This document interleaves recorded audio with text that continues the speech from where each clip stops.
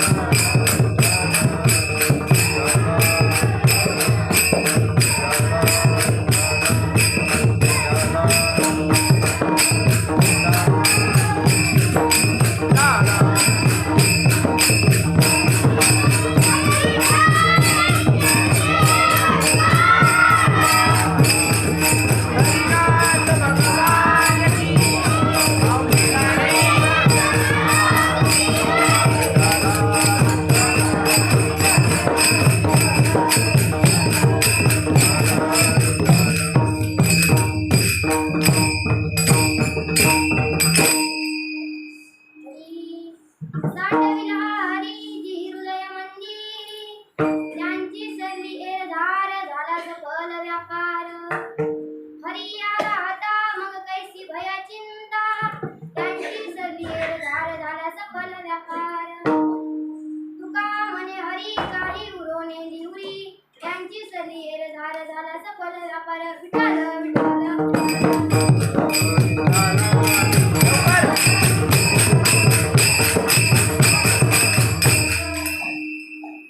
महायोग पीठे तटे भीमरत्याहून, वरं पुंडरीकाय दातुं मुनींद्रे, समागत्य तिष्ठन्तमानन्द कन्दं, परब्रह्मलिङ्गं भजे पाण्डुरङ्गं. पाण्डुरङ्गकारू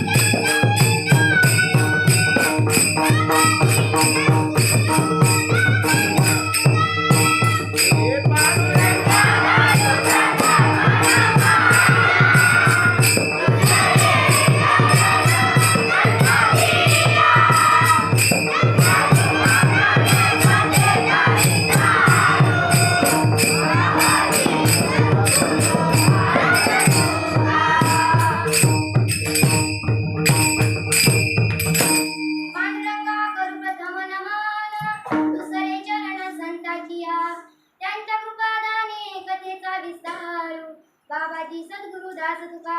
ओम नमो ज्ञानेश्वरा करुणा करा दयाळा, तुमचा अनुग्रह लादलो पावन झालो चराचरी.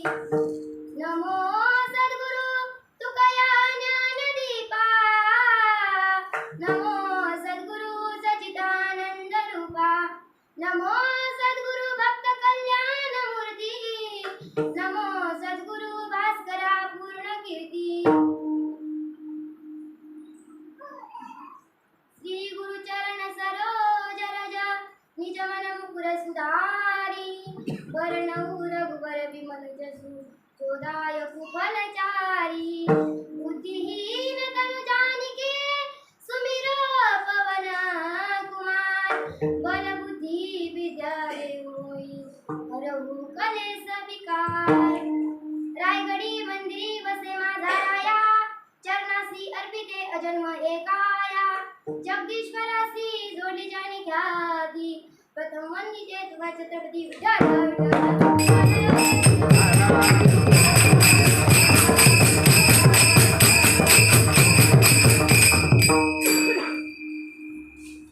साठविला हरीजी हृदय मंदिरी त्यांची सली एधार झाला सफल व्यापार हरी आला आता मग कैसी भय चिंता त्यांची सली एधार झाला सफल व्यापार तुका म्हणे हरी काही गुरुने दिवळी त्यांची सली एधार झाला सफल व्यापार अभंगाकडे वळण्यापूर्वी अल्पसा परिहार द्यायचा म्हणजे तो कसा जगाचा चालक प्रस्तुत प्राप्त प्रसंगी कीर्तन रूपी सेवेसाठी निवडलेला अभंग महान संत देवचे सुप्रसिद्ध साधू आणि वारकरी संप्रदायाच्या कलस्थानी विराजमान असणारे संत श्रेष्ठ जगद्गुरु तुकाराम महाराज आणि तुकाराम महाराजांच्या चार चरणांचा साधूच्या जीवनातली एरझार संपली या विषयाचं गोड वर्णन करणारा अभंग आहे विठ्ठल महाराज म्हणाले आमच्या जीवनामध्ये जन्मही राहिला नाही आणि मृत्यूही राहिला नाही जन्म आणि मृत्यूच्या पलीकडे पोहोचलेले जीवन साधूचंच आहे पण मात्र भगवंत आहे साधूचंच आहे म्हणून महाराज म्हणतात आम्हा जन्म मरण नाही धाक झाले इहलोकी परलोक आम्हाला जन्मही राहिला नाही आणि मृत्यूही राहिला नाही जन्म आणि मृत्यूच्या पलीकडे पोहोचलेले जीवन साधूचंच आहे पण मात्र भगवंताने तुम्हा आम्हाला मृत्यू लोकात जन्माला घातलं म्हणून आपल्याला वाटतं आपल्या जीवनातली एरझार संपली पाहिजे साधूच्या जीवनातली एरझार संपण्याकरता साधूंनी काय केलं आणि आपल्या जीवनातली एरझार संपण्याकरता आपण काय केलं पाहिजे या विषयाचं गोड वर्णन करणारा अभंग आहे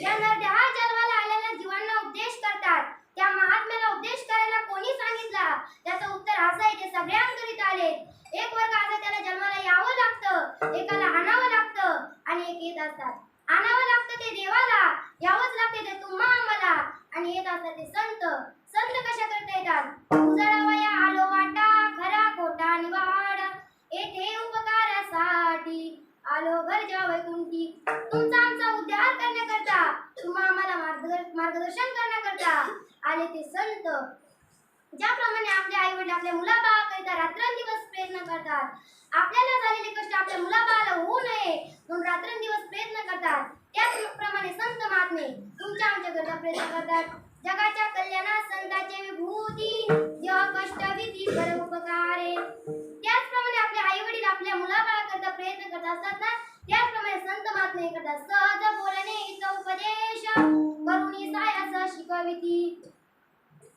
त्यांना त्या जन्माला आलेल्या जीवांना उपदेश की बाबा पवित्र असा प्रकारचा नरदेह परमार्थ करण्याकरता मिळालेला आहे परमार्थ करण्याचं ज्ञान इतर योनीमध्येही नाही तर इतर जन्मामध्येही नाही याची देही घडे देवाचे भजन आणि कहे ज्ञान नाही कोठे देवी दिला देह भजना गोमाटा तोया झाला पाटा बाधिकेचा नाथ भगवंतात उत्कृष्ट वर्णन करतात ज्यावेळेस सगळी सृष्टी निर्माण केली समाधान वाटलं नाही कशासाठी हेची जाणवयाने जर पाहते पूर्वी तिने ज्ञानंदे निज मायेचे ने हाते केले बहुते शरीरे किंवा एकी केले भुचरे एकी केले ते जळचरे चरे अचरे ती एक चरे अचरे ती एक पृथ्वीवर राहणारे प्राणी पाण्यात राहणारे प्राणी आकाशात उडणारे पक्षी या सर्व योनी केल्या पण समाधान वाटले नाही ज्यावेळेस मनुष्य देह निर्माण केला त्यावेळेस समाधान वाटले जे कुणी मनुष्य देहासी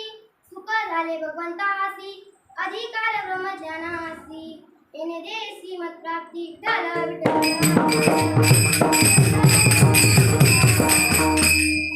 परमार्थ करण्याचा लायक हाच एक जीव आहे जनावरांना काही परमार्थ करता येत नाही पशु काय पाप पुण्य जाणती उत्तम मध्यम भोग भोगती मला सांगा कुत्र्याने कधी मीटिंग घेऊन सत्याचं नियोजन केले का हो गाढव कीर्तनाला येतात का बैल कीर्तनाला येऊन बसतात का कीर्तनाला कोण येतं तर कीर्तनाला माणसाच येतात आणि कीर्तनाला नाही आले ते तुम्ही तुम्हीच ठरवा विठ्ठल.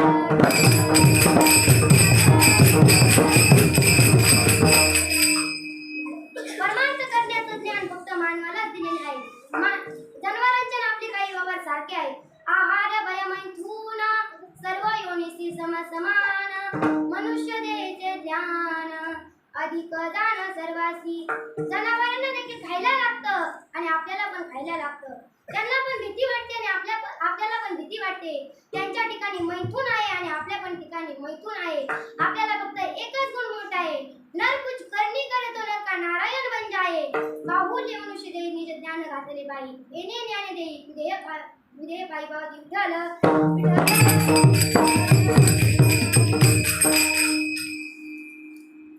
परमार्थ करण्याचं ज्ञान फक्त मानवालाच दिलेले आहे. पृथ्वीवर असे काही देवाला वाटले परमार्थ करतील, पण असे काही लोक जन्माला आले जे डायरेक्ट म्हणतात देवच नाही. देव धर्म सांडी पडिये सकळ विषय गोंधळ गाजत असे. इंद्रिय ग्रामीचा राजविधी. तुम्हाला एक दृष्टांत सांगते, लक्ष पूर्वक ऐका. एक भिकारी रस्त्याने फिरत असतो. भयंकर पाऊस आलेला असतो. भिकारी असतो, त्याला ते विचार करतो आपल्याला आता खोलीमध्ये कोण घेणार, आपल्याला खोलीमध्ये कोण घेणार, जागा कोण देणार. त्याने विचार केला. पोलीस स्टेशन समोरून एक बाई येत होती. ती छत्री बांधून आलेली होती. त्याने विचार केला ती पोलीस स्टेशनच्या जवळ आईच्या हातात ती छत्री घ्यायची आणि पळून जायचं. ती आपल्याला ती मोठ्याने ओरडेल आणि आपल्याला पोलीस पकडतील आणि एका खोलीमध्ये टाकतील, म्हणजे आपली रात्र आरामात जाईल. तसं त्या भिकाऱ्याला वाटलं एक आणि झालं एक. तसं देवाला वाटलं हे परमार्थ करतील, पण लोक त्याच्या उलट वागू लागले. विठ्ठल विठ्ठल.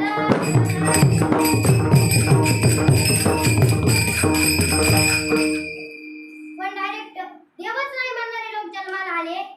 मला सांगा किती अंधारे 50 अंधारे एका जागी आले आणि एकमेकांना विचारतात सूर्योदय होतो का रे. पहिला म्हणतो तुला कोणी सांगितलं. दुसरा म्हणतो हे सगळं तुला कोणी सांगितलं, हे सगळं खोटं आहे. मला सांगा किती अंधारे म्हणजे सूर्योदय होत नाही, म्हणजे सूर्योदय होत नाही का हो. तसं किती नास्तिक म्हणाले देव नाही, म्हणजे देव नाही का. एक दादा माझ्या जवळ आले आणि मला विचारतात ताई देव आहे तर दाखवा ना. मी म्हणलं दादा देव काय दाखवायची गोष्ट आहे का, देव अनुभवायची गोष्ट आहे. मी त्या दादाला विचारलं दादा या पोलावर लाईट आहे, ही लाईट मला दाखवा ना. ते म्हणले ताई त्याच्याकरता त्याची फिटिंग करावी लागती. मी म्हणलं हे काय बिना फिटिंगचं तुझ्या बापाने ठेवलंय का.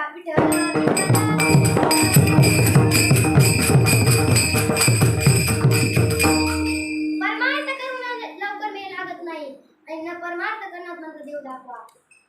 नांदून वरमाई होत नाही. न नांदताच काय म्हणते मी वरमाई करू. तुझ्या बापाने ठेवलंय का.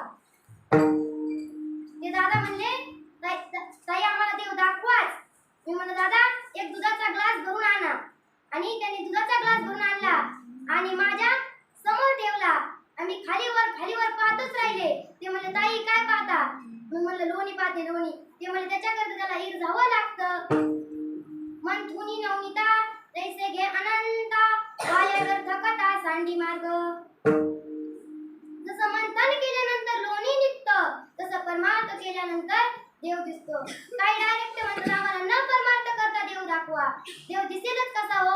आपला मनुष्य देह कशासाठी दिलाय. परमार्थ करण्याकरिता, देव प्राप्ती करण्याकरिता. अनादी कालापासून तुमचा आमचा जे जन्म मृत्यूचं दुःख बघतो ते दुःख याच जन्मामध्ये घालवता येतं.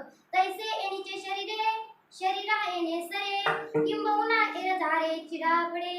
जन्म मृत्यूचं दुःख याच जन्मामध्ये घालवता येतं, पण काय केल्यानंतर तेच महाराज मगाच्या प्रथम त्यांना सांगतात काटविला रे काटविला.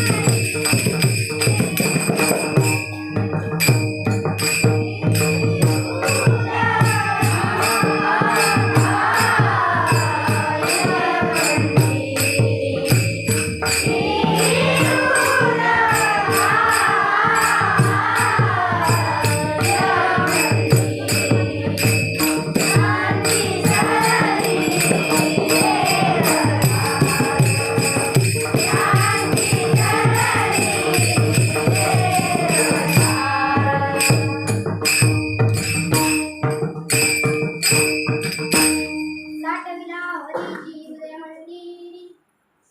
महाराज अभंगाच्या प्रथम चरणात सांगतात, तुमचा आमचा जीव अनादी कालापासून जे जन्म मृत्यूचं दुःख भोगतो ते दुःख याच जन्मामध्ये घालवता येतं. पण काय केल्यानंतर त्यांनी भगवंताला हृदयाच्या ठिकाणी साठवलं, त्यांचं दुःख नाहीच होतं. मग कुणी भगवंताला हृदयाच्या ठिकाणी साठवलं तर असेच एक संत होऊन गेले. त्यांचं नाव कृंदास महाराज. त्यांना जन्मापासून हातही नव्हते आणि पायही नव्हते, परंतु त्यांना हरिकीर्तन हरिकथा ऐकायची फार आवड असे. एखाद्या जवळच्या मंदिरात जर कुठे हरिकीर्तन हरिकथा असेल ना, कृंदास महाराज खरडत जायचे. कुणी जरी नाही मिळत तर खरडत जायचे. एखादा भक्त भेटला तर कृंदास महाराजांना आदराने मंदिरात न्यायचा. हा त्यांचा नियमच. हरिकथा ऐकायची आणि भगवंताच्या नामाचा जप करायचा, एकाग्रतेने त्यांचा नियमच. एके दिवशी पैठण क्षेत्रातील भानुदास महाराजांचे चिरंजीव चंद्रकांत महाराजांचे चिरंजीव सूर्यकांत आणि सूर्यकांतचे चिरंजीव श्री क्षेत्र पैठण निवासी शांतीब्रह्म एकनाथ महाराज. संध्याकाळची वेळ होती. भानुदास महाराजांचं कीर्तन होतं. त्यावेळेस कृंदास आपल्या आईला म्हणतात, आई, ए आई, ऐक ना ग आई, आई मला आजच्या दिवशी कीर्तनाला घेऊन चल ना ग आई. तेव्हा आई म्हणते, नाही सोडू शकत मी कृंदास तुला. अगं आई, आजच्या दिवशी घेऊन चल ना ग आई. आई कंटाळली, आई वैतागली. आई म्हणते, कृंदासा, मी तुला नाही सोडू शकत. मी आता 70 वर्षाची म्हातारी झाले रे, मी तुला नाही सोडू शकत कीर्तनाला. विठ्ठल विठ्ठल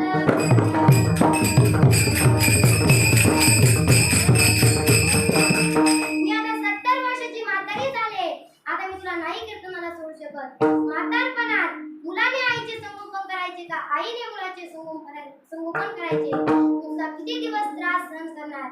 आई पांडुरंगाची शपथ घेऊन सांगतो, आई आजच्या दिवशी कीर्तनाला घेऊन चल ना ग आई.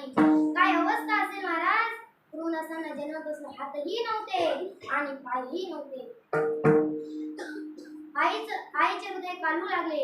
हातही नव्हते आणि पाय नव्हते. त्यांची अवस्था पाहून ज्ञानोबाला काय म्हणतात, किंबहुना धनुर्धरा, जो मातेची अवधरा, तो मातेचा सोयरा करू लागा. आईचे हृदय कालू लागले.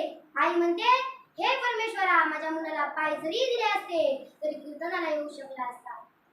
काय त्याच्या जीवनाची दुर्दशा केली. आई भगवंताच्या चिंतनामध्ये बोलून गेले. काय पाप केलं होतं माझ्या मुलाने. आई होती दादाती. भानुदास महाराजांचं कीर्तन गोदावरी प्रांगणामध्ये चालायचं आणि भानुदास महाराज कीर्तनामध्ये पांडुरंगाचे वर्णन करायचे, पंढरीचे वर्णन करायचे, चंद्रभागेचे वर्णन करायचे आणि कृंदास महाराज ते दररोज ऐकायचे.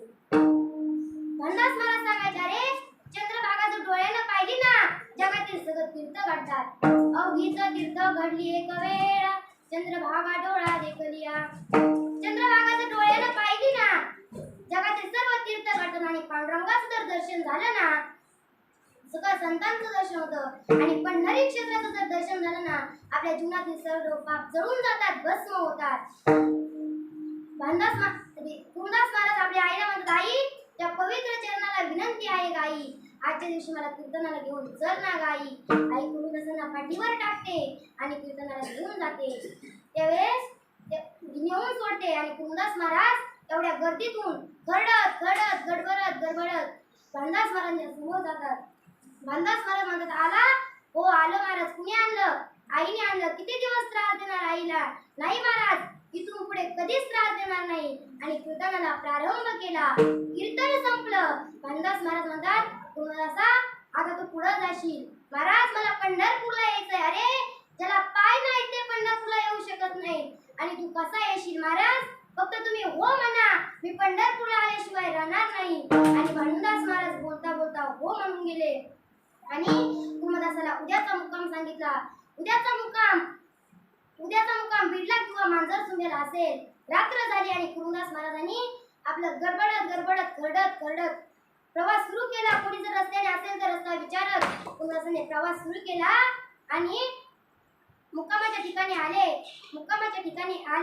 आणि गावकऱ्यांना मारुतीच्या मंदिरात गेले आणि गावकऱ्यांना आवाज देतात. गावकऱ्यांना सांगतात, महाराजांची दिंडी पंढरपूरच्या मार्गावर आहे. कुणी भाकरी घेऊन या, कुणी भाजी घेऊन या. दिंडी येण्या अगोदर सर्व व्यवस्था केल्या. तेवढ्यातच दिंडी आली, प्रवचन झाले, महाराजांच्या पंक्ती बसल्या, जेवण झाली आणि भानुदास महाराज कुरुदासांना विचारतात, कुरुदासा आलास? कसा काय आला रे? बस महाराज, तुमच्या होणे इथपर्यंत आणलं. आणि भानुदास महाराज म्हणतात, कुरुदासा आपला उद्याचा मुक्काम बार्शीला असेल. तेव्हा कुरुदास महाराज रात्र झाली गेले, गडबडत खरडत बार्शी इथे गेले आणि बार्शीच्या जवळच लहुड नावाचं गाव, लहुड गावामध्ये आले आणि भानुदास महाराजांच्या आनंदाला पारावार नव्हता.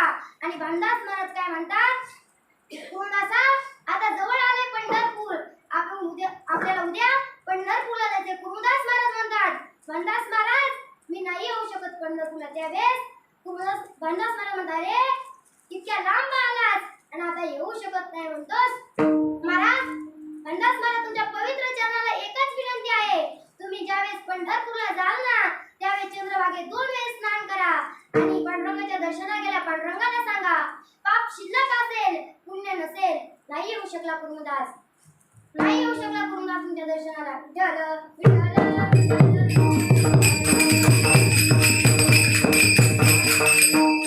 भानुदास महाराजांच्या डोळ्यात पाणी आलं. भानुदास महाराज जड पावलाने पंढरपूरला गेले आणि पंढरपूरला गेल्यावर चंद्रभागेत 2 वेळेस स्नान केलं आणि पांडुरंगाला हात जोडले आणि म्हणले, काय पाप केलं असेल? इतक्या लांबून कुठं राहिलं ते पैठण आणि कुठं राहिलं ते लहुड गाव. इतक्या लांबून खरडत तुझ्या दर्शनाकरिता आलाय रे. फक्त एकदाच ऐकलं होतं, पांडुरंग सगळ्यांना मुक्त करतो. मग पांडुरंग रुक्मिणी माताला म्हणतात, मला जावं लागेल. माझा भक्त कुरुदास महाराज वाटेने पडला, त्यांनी सगळं अंग माझ्यावर ओवाळून टाकलंय, रक्तबंबाळ झालंय. त्यावेळेस पांडुरंग पंढरपुरातून निघतात. लहुडला आल्यानंतर जगाचा नियता परमपिता परमेश्वर त्यांनी कुरुदासाचं डोकं आपल्या मांडीवर घेतलं आणि काय भाग्यवंत असतील कुरुदास महाराज. जगाचा नियता परमपिता परमेश्वर पांडुरंग परमात्म्याने कुरुदास महाराजांना कुरवाळले.